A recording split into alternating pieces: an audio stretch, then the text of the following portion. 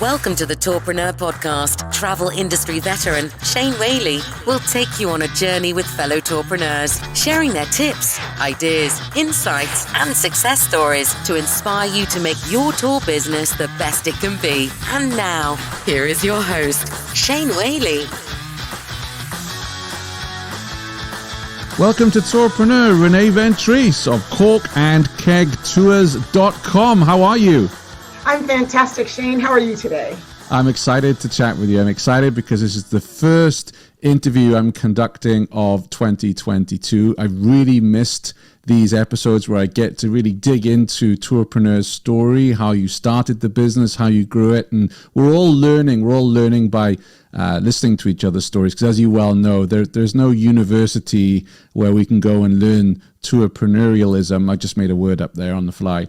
So your stories, you guests that come on and share your origin stories and how you grow is so important to us here. So Cork and Keg Tours, tell me, what were you doing before you started the business? What's your background? Ooh, my background, it's a billion resumes all in one, thrown up into the air. I've done a lot of different things. I was a Navy cryptologist in the late 80s, early 90s, served overseas. The best thing I learned about the military was that I was not cut out for the military.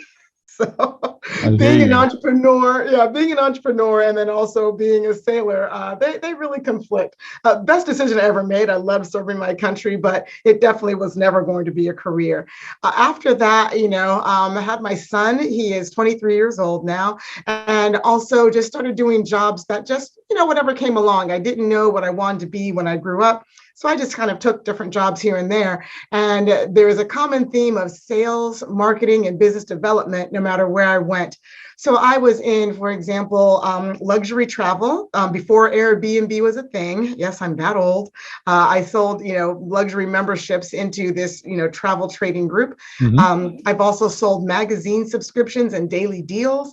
I was also with vehicle history reporting and as an account manager.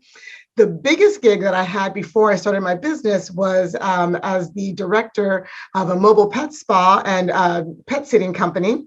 Also ended up working them toward franchising because the pet spa division that I was in charge of ended up building into a multi-million-dollar division of the company. So I found out there in those 7 years that I really had a knack for business development, finding holes in processes and plugging them, and then customer service and just providing these amazing client experiences. So that's really what I was doing before then, just bouncing around and making different places better than I found them. Well, first of all, thank you for your service. Thank you. Navy cryptologist. I'm wondering if you're a spy, really. That sounds like Jack Ryan was an analyst and cryptologist, wasn't he? So I'm wondering if this is just one big cover story. And you're in Northern Virginia, not far from Langley, I bet. Listen, if I told you I'd have to kill you, you know the old saying. But I do. We told our son, that's kind of what we did, looked at satellites and things. And so he always thought we were spies and he was younger. Swore to God our house had cameras in it, and we did not try to change his mind. So needless to say, there were no wild parties at the Ventrice household. You still left a few Russian newspapers around the place, like the Americans. Oh, we love that show. Actually, we watched that show as a family, and there are some similarities. It's a different world now than when I was in it, but they used to call us the spooks of the industry. So intelligence was really a fun place to be, and it did teach me a lot about how to figure things out, a lot about critical thinking, and I really do apply a lot of that to what I do now as a tourpreneur. Mm-hmm. Fantastic. So I'm curious then, you've had all these different jobs. Walk us through those steps when you had that light bulb moment that you were like, you know what? I want to create an experience, high-class luxury experience in winery and brewery tours. How did that all come about? Yeah, it is very close to literally a light bulb experience too, because it wasn't anything that was on the radar. So in 2016, my husband, who was also a cryptologist and now he's in cybersecurity, had gotten laid off from a small startup. And so he took some time off, did some honeydews, had been in the industry for over 20 years. So he figured the next job would just be right there. Well, it wasn't coming. And so the months went by and severance is running out. And he's like, what are we going to do? So we go for this long drive. And he says, I'm really tired of being one jerk's opinion away from paying our mortgage. What if we do our own thing? Well, that was music to my ears because I have made up a new business every day of my life, just in thinking. So I was very excited. And we talked a little bit more possibly about franchising, took a franchise quiz and realized that I'm a franchisor's nightmare. I just don't like to color within the lines. I don't even like telling myself what to do and following my own rules. So being a part of a franchise wasn't in the cards. So we thought, we do winery tours every time we go on vacation in Sonoma.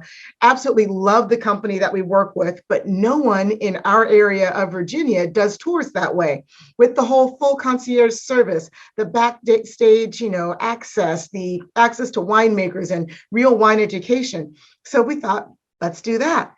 So the first idea was to call the company that we've been using for over a decade out in Sonoma. And that was on a Sunday. And we were going to call that Monday and then thought, their name means nothing here. What if we come up with our own name? So we opened a bottle of wine, spitballed some names, came up with Cork and Keg Tours, and just got the ball rolling from there. It's a great name. It's a great name. Yeah, we wanted a name that we could take anywhere. I didn't want to call it anything to do with Virginia because that same night I was like, ooh, Cork and Keg Tours, Tuscany. And my husband's saying, can we just get the LLC and business plan before you start taking us overseas? so it's... But it is kind of funny, though. Our first international T-shirts are actually in Tuscany right now. So that's kind of funny.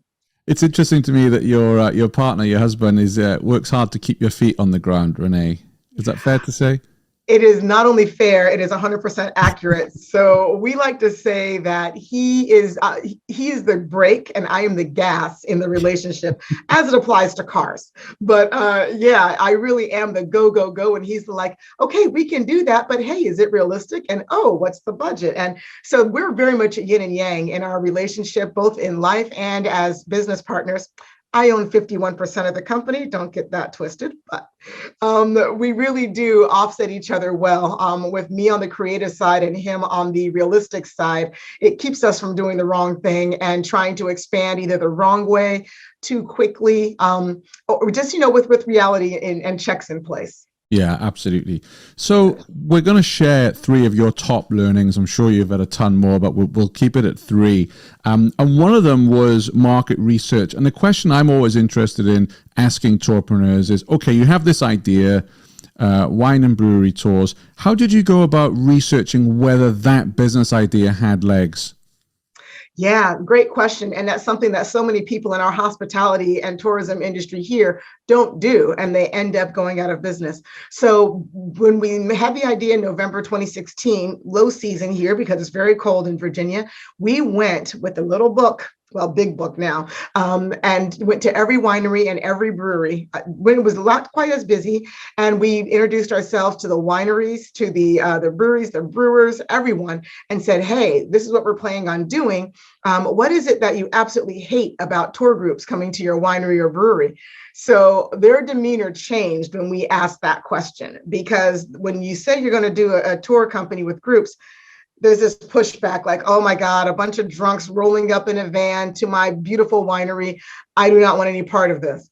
But when we asked them what they hated, they pulled up a chair, pulled out the wine and said, these are the things that make it hard for us to really enjoy having the groups here. So our market research was really a bit of the reverse. We went first to the venues and found out what their operations were, made our operations based on what it was that they needed. There was a common theme of the guests not being, not necessarily supervised, but just kind of being left to roam without any real, itinerary. So we made sure that now we have a start time and a finish time every place we go. We know the rules and their regulations, whether it's COVID related or not. We make sure that our guests do that. And then we pair the type of experience they offer with the type of experience the guests want. That's another thing that a lot of the other companies don't do, is really making sure that if you've got a very high-end, quiet winery with a violin player in the corner, you're not bringing a rowdy bachelorette party there. You're taking them to the brewery, that's got a live country band and lots of space.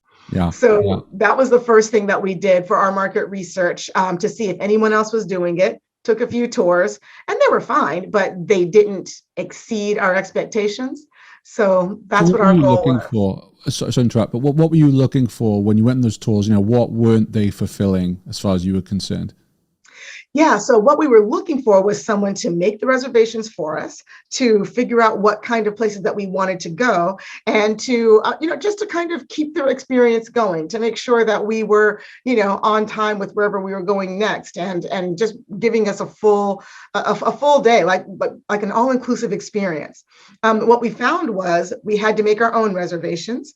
We had to the driver would just open the door and say, "Okay, see you when you get back." So we had no real sense of timing on making sure that we got to our next reservations on time.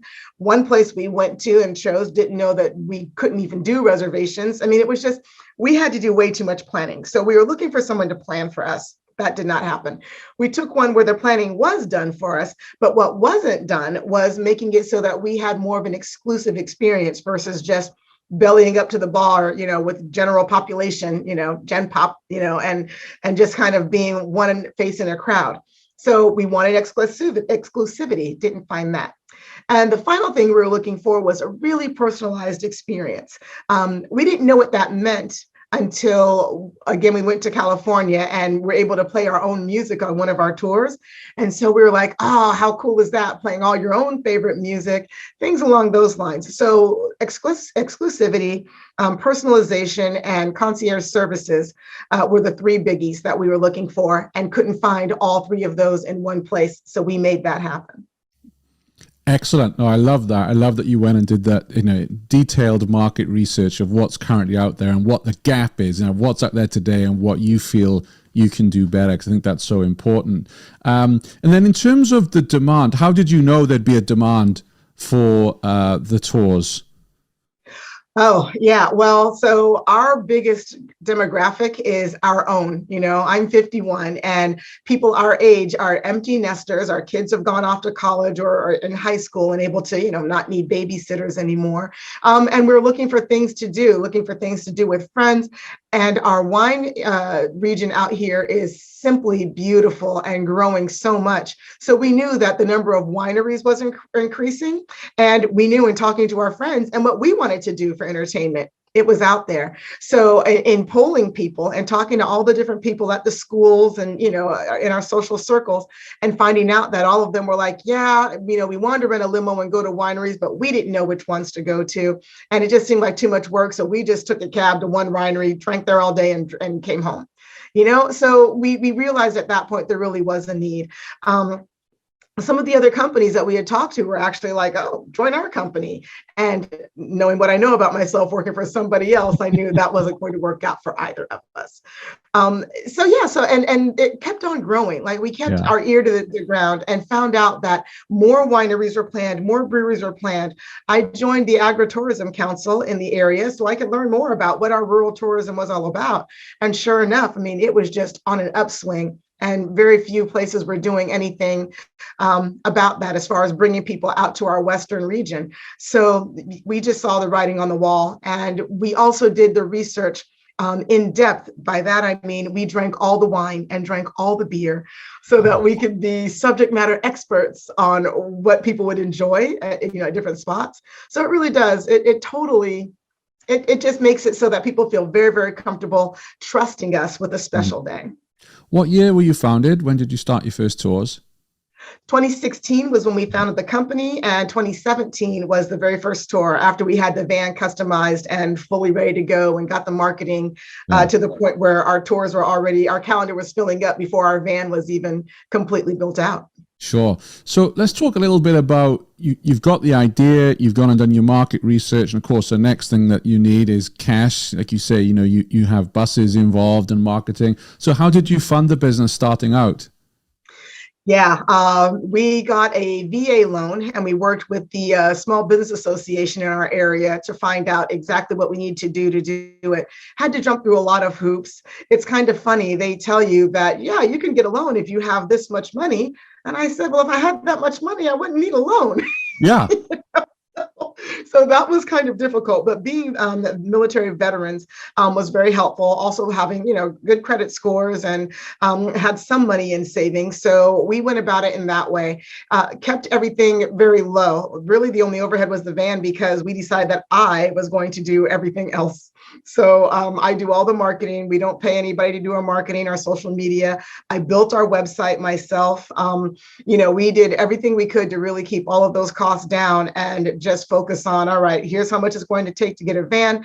Here's how many years, if we do this many tours, it will take for us to, break even. And here's when we can start to profit. Is this worth going into? And, having that 5-year mark as the goal was the right goal. And we actually beat that by 1 year and ended up being profitable in 4 years instead of 5. Congratulations. That's quite the achievement. We were pretty excited. I think it's, like I said, it was really it was never about how do we go find customers. It's wine, it's beer, it's safety, transportation. We knew that part was going to be easy as long as we had our message out there. What we wanted to do was make sure that we were welcome everywhere and even sought out by the wineries and breweries as the tour company to work for. And so the referrals that we get from winery to winery, they tell other wineries or breweries, contact Renee at Cork and Keg Tours. She brings people to you who drink responsibly, who spend money, who become members. So building that reputation kept a lot of our costs down because I don't have to pay to put the message out there. They all talk about it. Yeah. So that's something that we get a lot of questions about is from our Tourpreneur community is how do we build partnerships, whether it's with hotels or local attractions? I mean, what would you say, what's the secret to your success in building all those relationships with the wineries and breweries in your area? The secret for me is finding out what they need and then figuring out how I can fill that void versus going in and saying, hey, here's what I do. Do you want it? I say, hey, I know what you do, and here's how I can enhance that. I make sure that I create a relationship of trust, before I even bring a single person there. I research what they do and who they are and what their values are so that I can say, hey, I noticed that you do a lot of weddings here, micro weddings. Well, my company, Cork and Keg Tours, has a 13-person Mercedes Sprinter, and we host a lot of those bachelorettes and and bridal showers. Would you like us to consider you as a place for them to stay when they come into town for these weddings? And the more we talked about what we did and having something where they could have a package that even tells the bride or groom, oh, well, we've got this company for your family to enjoy themselves while you do your rehearsal. So we really try to make it so that we fill something that they don't, with their companies, and become an enhancement that they're excited to work with. Yeah. So I also am a part of the B&B Guild here in our county, and that was an easy sell. I was like, look, people are coming here to visit. If you are a resource to them of what's best to do, my company is one of the best in the nation. And so you tell them to book with me. I will, tell my people who come to me to book with you, and let's just get this going. So I guess my bottom line on that, the top thing to do is make yourself valuable to them. Don't try to say, don't try to make it so that I need this from you. Can you help me? It's rather, I can do this for you. Would you like it? And it works. I absolutely love that. I have spent 2 decades in sales, and that's something that I've trained hundreds of salespeople on. It's about the value. It's you demonstrate your value. You identify the gap. Where is the prospect today? Where do they want to be in the future? Can you fill that gap? If not, hey, we'll talk in a year's time. If you can't, here are the ways we can help you. So I love that you said, hey, what are you looking for? When you spoke to a winery, you didn't just do what I call, which is show up and throw up, which 99% of salespeople do, right? It's we do this, we were formed here, here's a picture of our office. It's no. What are you looking for? Where can we help you? How are you looking to increase revenue, to get more people through the door? What have you tried before that hasn't worked? Asking all these questions, and really, I used to preach, do your discovery before you do your demo, right? Before you present anything, ask a ton of questions. And that's what I'm hearing from you, Renee, is we're aligned on that approach to sales. You've gone in and asked what they wanted. And I think that's excellent guidance for anyone else out there who wants to build local partnerships. Don't show up and throw up. Don't show up and throw up. I feel like, one, that's a t-shirt. Yes, I'll get that made. And two, you're absolutely right, Shane, because, I mean, when you say that you are going to start a winery tour business, you see the body language. They back up. They're like, oh, no, not another bus full of drunks.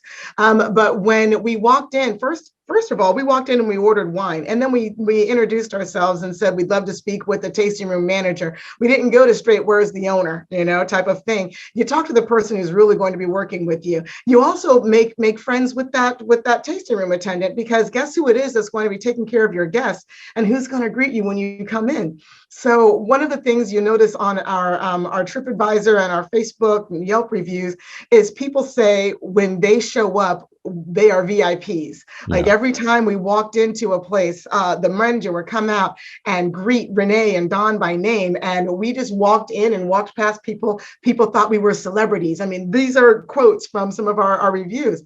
And it's because we really made them feel like they were special to us. And so they treated us like such. And it's been fun to also say to them, we're not looking for any type of a discount from you. Our people are looking to feel special. Yeah. So if it's an upgraded pour, or if it's maybe a private space that we're not being charged for, things along those lines, member pricing on wine. I actually turn away discounts because, if people are spending a luxury, upcharged price that I charge for my tours, they don't care about saving $2 on a wine tasting. But if you say, because you're with Cork and Keg Tours, you get this special pour of this member Merlot that has only been released, blah, blah, blah.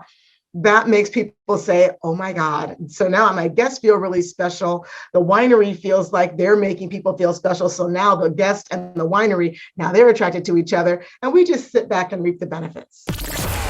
Our friend Chris Torres over at the Tourism Marketing Agency has just launched a series of 5-minute workshops designed to help you make small changes but make big, positive impacts in your tour business. Chris will cover such topics as email marketing, video creation, sales processes, review building, and much, much more. This free 10-week series will be available on his Digital Tourism Show Facebook group, YouTube channel, and all good podcasts. Just search the Digital Tourism Show for details.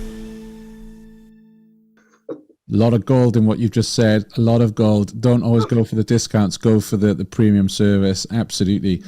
So you've got up. You're up and running. You've started. Can you share with us how you acquired your first customers? Sure. Wow. The first customers, they were friends and not family. I don't live near any family. I love my family, but wow, they are not the easiest when you're doing this. So I do not recommend starting with your family. Yeah. They were friends. They were people that our son played baseball with. It was their parents. It's people in our neighborhood. Now, one of the things that I'll backtrack just a little bit. One of the things that I've also done was become a really big advocate for my community. So I'm pretty well known in the community. I was an MC for a concert series for 13 years, did sponsorships, did fundraising, all of these things. So I already had this reputation as somebody who helps others.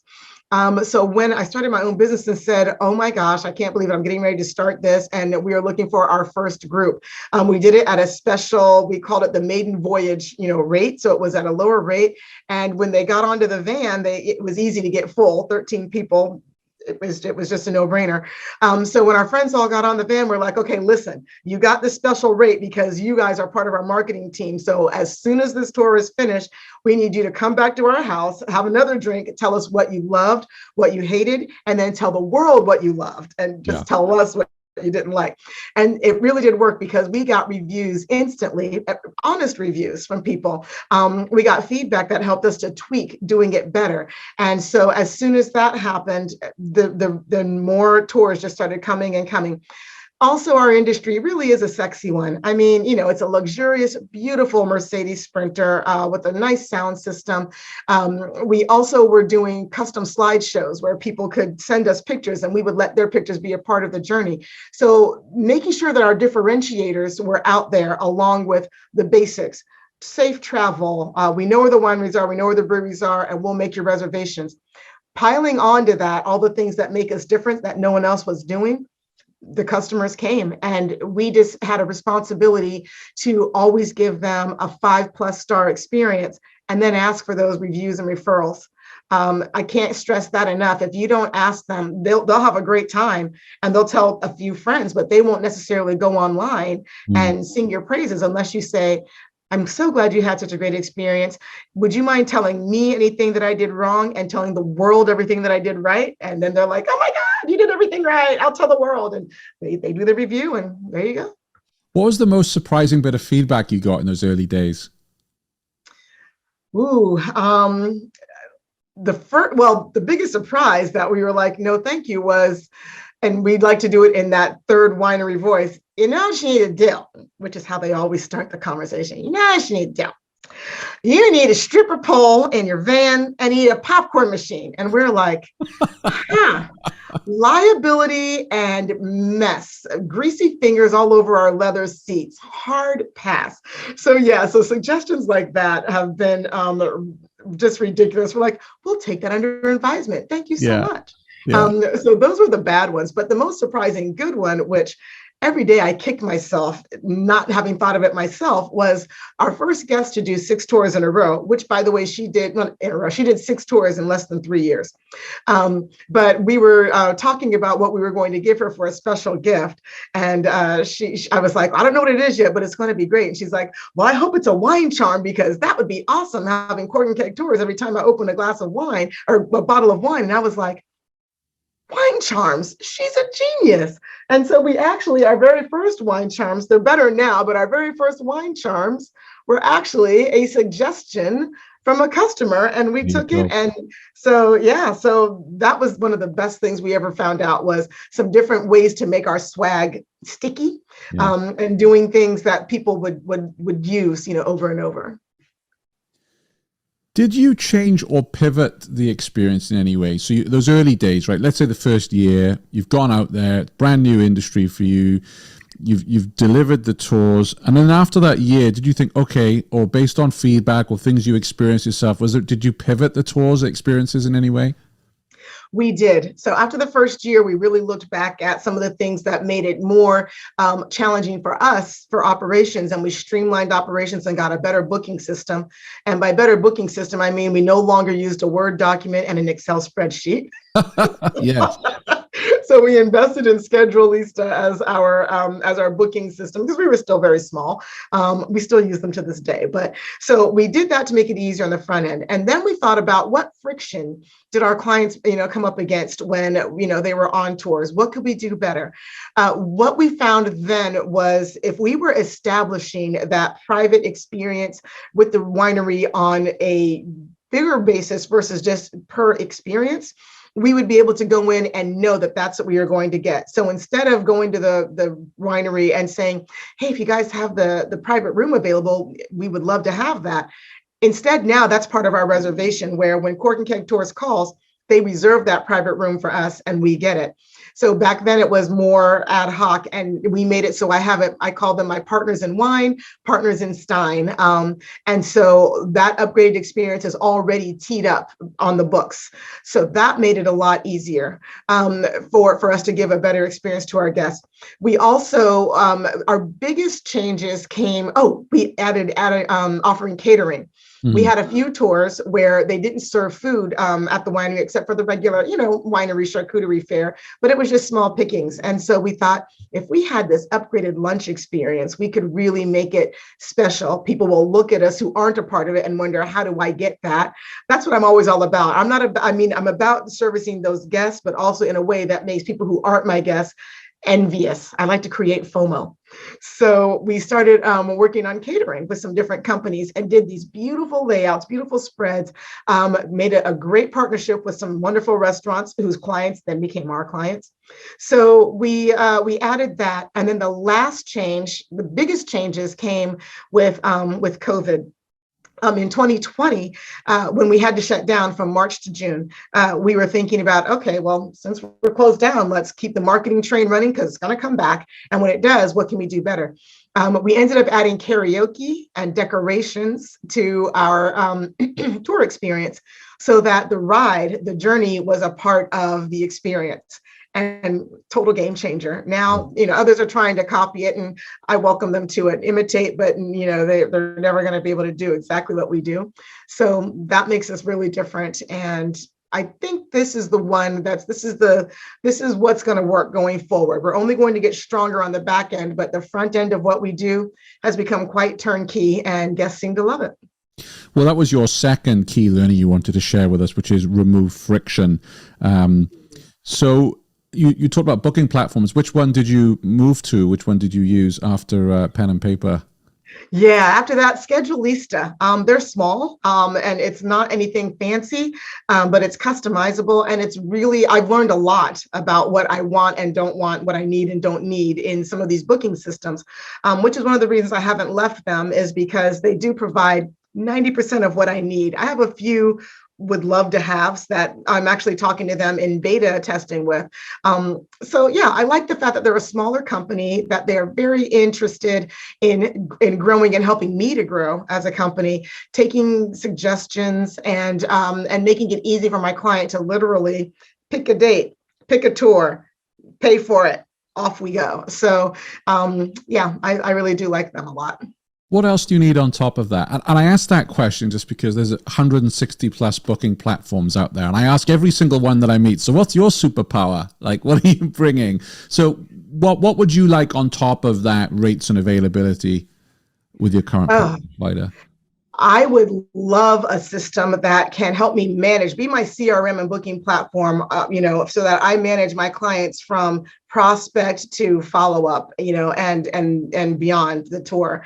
What's missing for me is having a way to communicate directly with my clients and their guests within that booking system. So right now, having to bounce between email and the booking system, it's just exhausting. I would love to get rid of Outlook as soon as I possibly can again, but it's comfortable even though I don't like it. So changing is hard. So when I do change, I want to change to something that is all encompassing.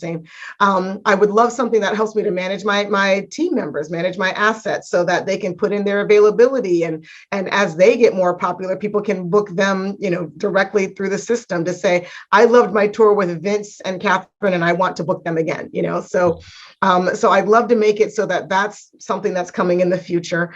And then just really making it so that I can capture all the information I need to know from somebody, that's the basic administrative information.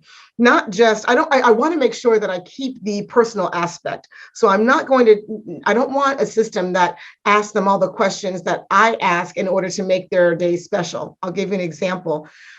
After they book their tour, I contact them and say, I'm so glad you booked. Tell me a little bit about the kind of experience. Are you looking for beautiful views? Are you looking for something that's trendy? Do you drink red wine or do you drink sparkling wine, or all of it? What do you want your day to look like? So those things I'll always ask in person, because that connection is why when they show up, they are so excited to meet me or my team members. But I do want something that collects all of the administrative things so that I can just talk to them about the fun stuff. So Schedulista is close, but I really need something to connect with my the guests as well through email and reviews, something that can connect directly to, if you had a great time, click here for Google, click here for Yelp, and so a little more seamless and all of that.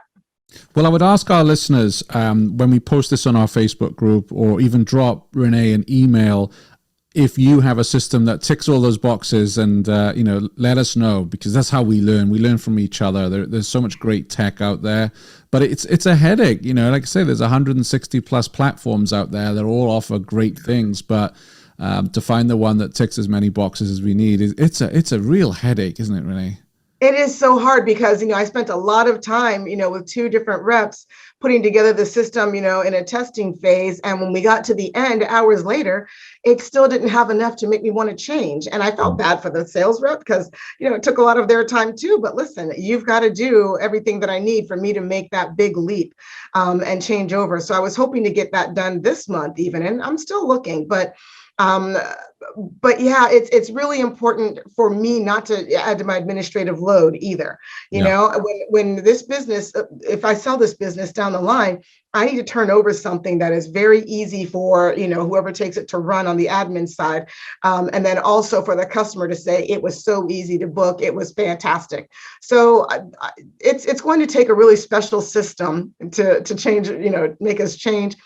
But also, I don't want to do anything custom. I've also had some horror stories about having a system built and then having it hung over your head by whoever built it. So yeah, it's there's a lot of competition out there, but the right company can get my business.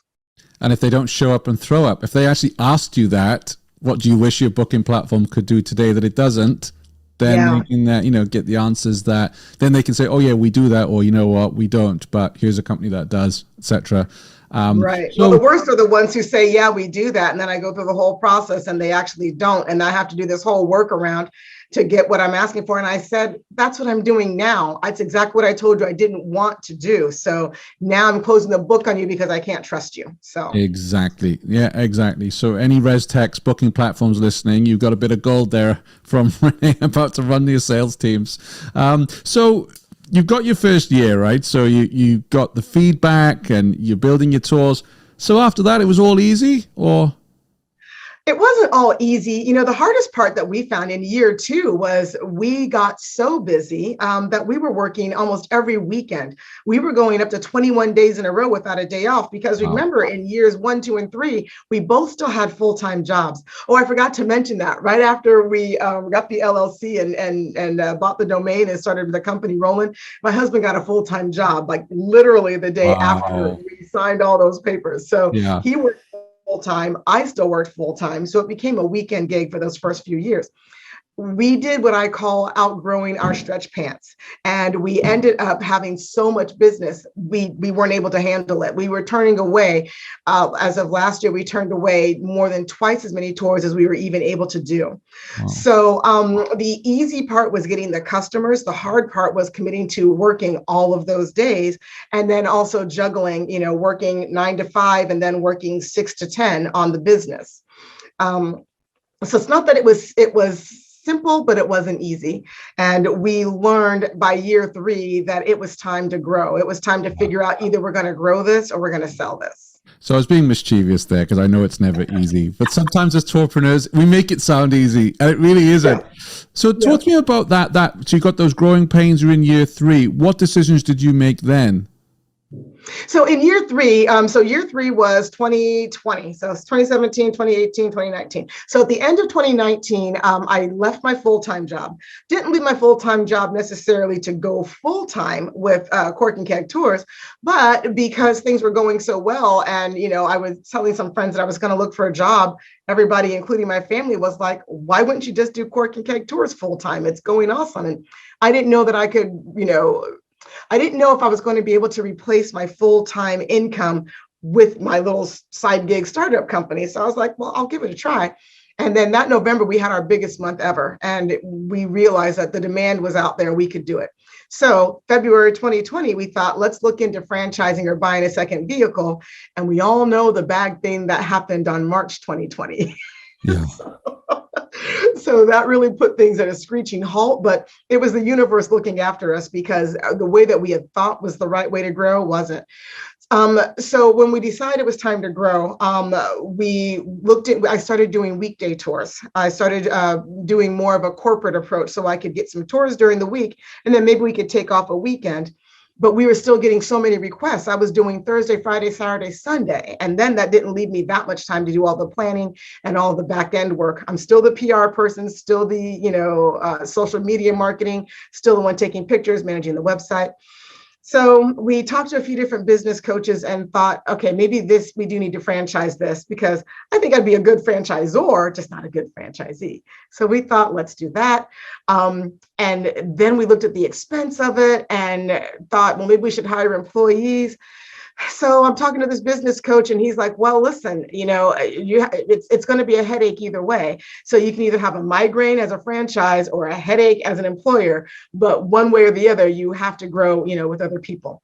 So we decided to employ, and we found, not by accident, but like by karma. I think our first three team members, one was working at a winery and looking for something different, and the other two were guests who were looking for their retirement side gigs. So we just kind of worked together, talked to them, found out that their personalities and their skill sets matched what we were looking for. And so in November of last year, we hired our first three people, and they will be starting tours on their own this March. Wow. Wow, what a story. And I love that about the migraine and the headache, because we get these decisions so often. And also, I applaud you for hiring a business coach. And I'm hearing more and more tourpreneurs that are doing that, like having some, because I think it's very easy for us to get stuck in our bubble. And, you know, your husband and wife as well, you have the discussions at home, but I think taking it out to someone else who's standing away from it or giving you that advice is so crucial. I mean, I love the fact that a lot of tourpreneurs I speak to have like a cabinet, if you will, as if they're in government, where they have different people they can go to for advice, and they know they're getting honest advice, not someone who's just going to blow smoke up their rear end. I think it's so important to get that outside advice. Oh, it's been a game changer. You know, the first person actually to give me the great advice, her exact words were, "You're crazy if you don't employ people." She owns a massive limousine company right here in the area. So while I could technically be a competitor of hers in the wine tour industry, she's got a massive fleet and she loves helping others. And so she actually really made a huge difference for me in explaining to me how to employ, why I need to employ, what that does to my bottom line, and how the way that we were doing our business was extremely expensive, making us look at how much we were actually earning per hour as myself full-time and my husband part-time. That number made me cry. I was like, what do you mean I don't make this much money? Are you kidding me? And but when you take away all the bottom line, all the expenses, and then how much we're paying ourselves per hour, I was shocked at how little money we were making the way that we were doing business.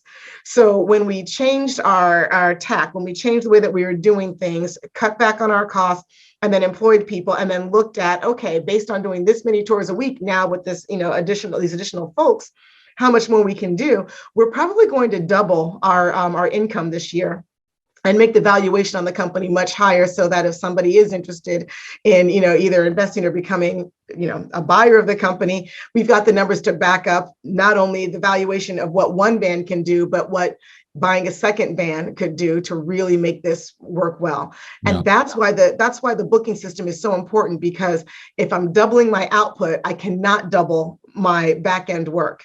That back end work has to stay simple, and it has to be able to scale, and has to be able to be done without adding that many hours more, onto that side of it. Otherwise, you're cutting into your margins. So, yeah. Fantastic. I think I need to run a whole episode. Maybe we'll have to organize a panel discussion, and I'd love you to be part of about how you go about picking a business coach, because there are so many empty suit gurus and charlatans out there. Finding a really good business coach is actually very, very difficult. Especially someone who understands our industry, right? Yeah. So I went with, the business coach, yes. So she owns a limo just conglomerate. She's an award-winning businesswoman. But as far as I had a franchise coach who was doing our helping us to figure out if franchising was right, what it would cost. I also had another legal advisor who was explaining to me employment laws for Virginia, and what if we were going to employ. What does that mean? What does that look like? What are those costs, and what are those requirements? I got a lot of those through SCORE. I don't know if SCORE is international, but it is an organization here in the US that has branches all over the states. And the SCORE mentors, number one, they're free. And number two, they are matched up to match your industry, your needs. And if they're not the right one, they refer you to someone else because they're volunteers. So they don't have any vested interest, and they don't, promote other companies. They really just want to see other people succeed. And it's a wonderful organization to use for that type of support. Yeah, absolutely. I'll add that to the show notes, which we can find at tourpreneur.com/169. I would also put a shout out for our Tourpreneur group on Facebook, where we have almost 3,500 tour operators. And if you don't have a business coach, or you're not lucky enough to have a cabinet of people you can go to, use that Facebook group. I love seeing all the questions on there, and more so, I love seeing all the answers from fellow tourpreneurs who come on and give support and advice. So make that your first stop. Talking of awards, you've won a few yourself, haven't you? A few. Which one are you most proud about? Oh, which one am I most proud about? Well, here's the hard thing with awards, is that a lot of them are a popularity contest. They're about who ran the best campaign to get the most votes, you know? So, I've run great campaigns for the USA Today Reader's Choice Award. I'm really proud of that one because being nominated is not something that just happens. It's a national award. And so whoever nominated us for this award really recognized our value and pitched us enough to be in the top 20 in the nation in winery tour companies.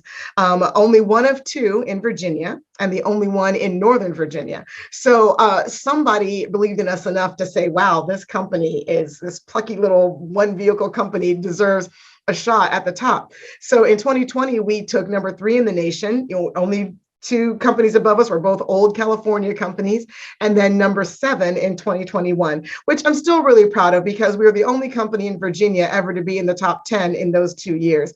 And it was just, the nomination is what really meant more than winning, because that means that we're being looked at on a national level. Yeah. I've also won, I was nominated for a National Association of Women in Business organization. They nominated me for, it's called the Rising Star Award, for an entrepreneur who has been in business for under 5 years and is making a splash and making a difference in their community. I'm really proud of that one because that nomination came as a result of me mentoring other business owners, other women in business and entrepreneurs in our area during COVID.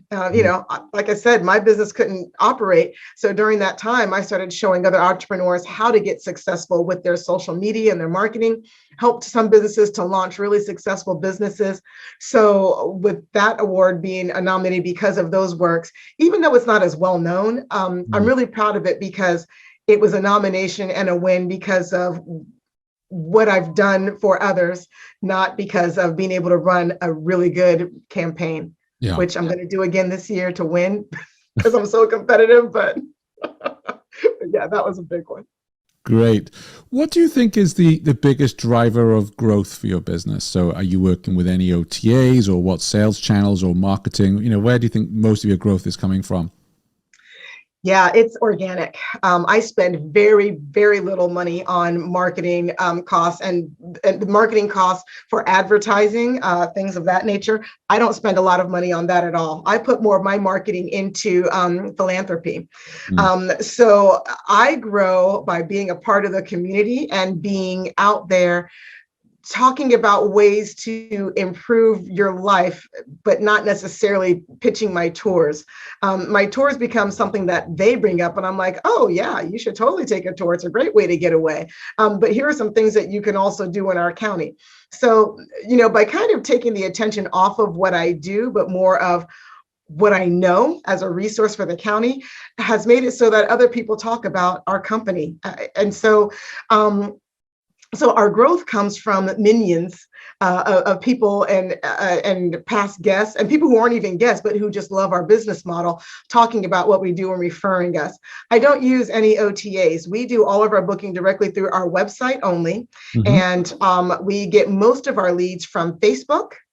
And then the second part of our leads come, and then Facebook, Google, I work hard on my SEO. And then the third is through our tourism council in our county. I'm a member there. I'm on their Diversity, Equity, and Inclusion Council. But I also work with them on just making sure that I know what's going on in the county and I push that information out. And in return, without having to ask for it, they support me. The other businesses support me. So, I know it sounds like it might be kind of a trite answer to say help others and, the universe takes care of you. But that really is how I grow, how we've grown. We were able to do 70 tours in 8 months last year. And remember, it was mainly a weekend business, a few during the week, but we turned away 164. So that means that the demand is out there, not just for what we do in our industry, but us being the ones that provide that service. So growing our team was the next logical step. And I'm just going to continue making sure that people have the most fantastic experience with us that's different than what they get by just hiring a limo or a tour company that doesn't go above and beyond, and continue being a part of my community so that my constituents, constituents, like I'm in an election, my my neighbors. I'd vote for you. I'd vote for you. Vote Renee, vote Renee. That my neighbors and my other community members and fellow business owners, they think of me first when somebody says, "Do you know anybody who does wine tours?" I'm the first one on the tip of their tongue, and that's how we grow.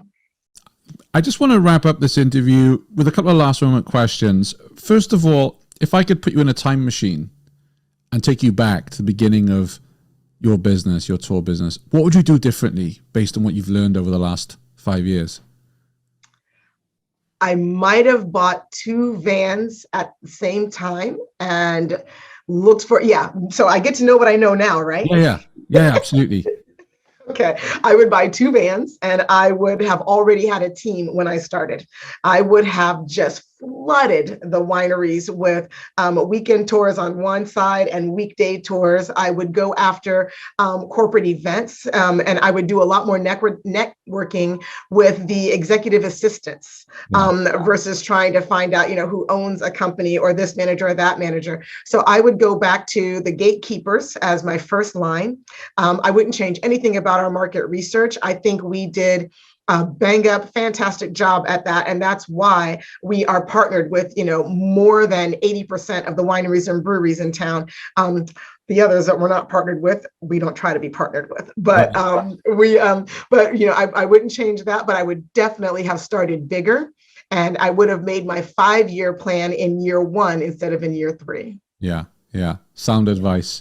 My final question for you is, what advice do you have for others who are either they have an idea, they want to launch a tour business, they want to get started, or maybe they've started their tour business and because of COVID and everything else, they're feeling a little down in the dumps. What would your advice be to fellow tourpreneurs right now? The first thing I would say is do your market research. If you want to do a walking food tour, in New York, but there are 25 walking food tours, I don't know that you do it unless you can really bring something special and fantastic to the table. So if there's a hole in the market that you can fill, great. If it's already glutted, but this is your passion and you don't want to change your idea, then come up with something that makes you stand out, that really differentiates you. Because without that, you're just run of the mill, and it's much, much harder to break into a market that's already got its loyal customers. The second thing I would say is to be a part of your community and not just be about just your own business. You need to be out there with the nonprofits and do something to either donate your time, your money, or your services or products to make sure that they also appreciate you. There are ways to do that, that don't mean that you're just handing out, doling out freebies all the time. I do a marketing campaign every year that almost doubles the first time I did it, almost doubled our social media. Right now, it's about up by another 25% at this point. But it's really a marketing campaign that helps multiple charities. And it's a great way to spread awareness, not only for the nonprofits that are local, but also for my own company, doing something for good and getting, some marketing out of it. So be a part of your community, do your market research, make sure that you have differentiators, and then be ready with a backup plan. When COVID happened and we couldn't do tours for the high season, which is spring and summer, I went to virtual tastings. So I ended up using my vehicle in my driveway, sitting out there, singing songs, playing music, drinking wine, staying in front of people, even though it was bad. So if you can't do your primary job, find a way to work it anyway. We would go, if we didn't have a tour on a Saturday, we would still take the van to different wineries just to make sure it was seen, go in, have a glass of wine, say, we can't wait to bring guests here. Get out there. You can't rely on everybody likes what I do, so they will come. My business will build itself. No matter how sexy your business is, that doesn't happen. So stay visible, even if you're not actually on the clock. Make sure your differentiators are well known. Do your market research to be sure that you are not 1 in 1,000. Find the way to be, 1 of 1,000, try to be 1 in 1,000,000, be the one that stands out and be a part of that community. Find out what matters to your community and get out there and genuinely from your heart, be a part of what it is that matters to everybody around you as well as to you. Solid advice from the heart. Thank you, Renee. Where can people find you online? Ooh, I'm everywhere. So if they go to entrepreneur.com and go to the Facebook for Business page, you will find a profile on our company that so far is over 18 million views. Wow. So you can see there. Yeah, that was really exciting. Corkandkegtours.com is our website. And you can also find us on Instagram and Facebook under those names. And then under my name, Renee Ventrice 2016 is where you'll find me on LinkedIn. Ooh, and I have a podcast, Start Whining with Renee Ventrice. Taking people from the beginning, from beginners who aren't sure about anything about wine, to somms and winemakers who love my my style of pairing wine with life, and giving wine personality and people personalities. So I feel like I should give you your wine personality there, Shane. Yeah. I need it because you know what, right? I know so little about wine. When I go to buy a bottle of wine, I look at prices. Yeah. And I go, okay, I'm not buying that $4.99 bottle, but I'm not buying the 31 either. So I'll get something in between and hope. And it has to be red. Like I love red wine. I'm not keen on white wine. So yeah. Okay. Well. So number one, if I ever get a chance to meet you, I will get you keen on a white wine because I know of plenty of white wines that are red wine drinkers' whites. Wow. But if you were a red, I'm going to give you a Merlot because Merlot is a really great supporting wine that makes wine of different varietals even better. It brings backbone to it. It brings structure to it, and it adds different qualities and properties to wine that may not be there. That the bottle isn't bad by itself, but when you add a little Merlot to it, it gets another layer of value and quality, and then just kind of expands and explodes. So what you do with Tourpreneur gives these tours, these tourpreneurs and people who are wanting to be tourpreneurs but need to learn, you're the backbone in the middle that brings it together. So you are the Merlot for all of us. So that is your red wine personality. Fantastic. Now I'm really thirsty. I could murder a glass of Merlot. It's only 12:16 in the afternoon. I bet I wait till tonight. Not so. It's grape juice. I mean, you're getting in your vitamins. I think it's totally fine to drink fermented items before 5 p.m. The challenge is I have 2 more interviews this afternoon. I've never conducted an interview after a couple of glasses. So that'd be quite funny. Yeah, you know what? Come back to me afterwards and we'll do a part 2 of the interview after you've had some wine. And you can get that. It's the Patreon. It's the bonus post show behind the paywall. No, wonderful. Thank you for your energy. Thank you for your authenticity. We wish you all the very best. And we'd love to invite you back onto the show. I've got a ton more questions here, things we didn't have time to get into. I'd love to invite you back on so we could dig into those topics as well. I would love to do that, Shane. I appreciate what you do for all the tourpreneurs out there. I just have to give your Facebook group a shout out because we wanted to go to Tuscany last year, and I put it out there that I was looking for a tour company that could offer, a certain level of tour for me. And somebody from the site actually reached out, and now he's practically my cousin. I mean, he gave us the most exquisite experience in Tuscany. As a matter of fact, we're going back to Italy again using his company, and I found him through you. So you really do connect not only us to each other as tourpreneurs and tourism industry professionals, but as clients for other people who care about doing the best in their business. Your site is a great resource for that. So thank you also for that. Thank you. What's the name of his company in Tuscany? Oh, touring. Well, he's in Italy. So touring Italy. He's down near Naples, but he knows all of Italy. So we're doing the Amalfi Coast with him this year, but we did Rome and Florence and Tuscany with him last year. So yeah, touring Italy. Roberto D'Alessandro is just, I'm so pleased that I found him through your group. Well, thank you for bringing it up because I do want to go to Italy. It may be next year now, but yeah, thanks for the tip. I'll definitely be giving Roberto a call. He's the one: driver, concierge, tour guide, translator, just all around great guy. So yeah, we can talk more about that. Yeah, it sounds like maybe we should interview him on the show. Maybe we could do a double act. You're a podcaster. We can get him on and find out about his business. What do you reckon? That would be great. He's got such an amazing personality too. He is the type of guy who will he lights up a room as well. So yeah, I would love that. And he's still going strong. He's got, another set of challenges the way that Italy does right now, and yet he's finding a way to overcome those, expand his services to make sure that if he can't do everything he does, what things can he do to still keep going and still keep relevant? I'm really proud of what he's doing with his business and so happy I got to know him and find him through you. So fantastic. 100%. Well, let's get him on the podcast. Renee, thanks a million. I really appreciate it. Thank you, Shane. It was such a pleasure. You have a fantastic day.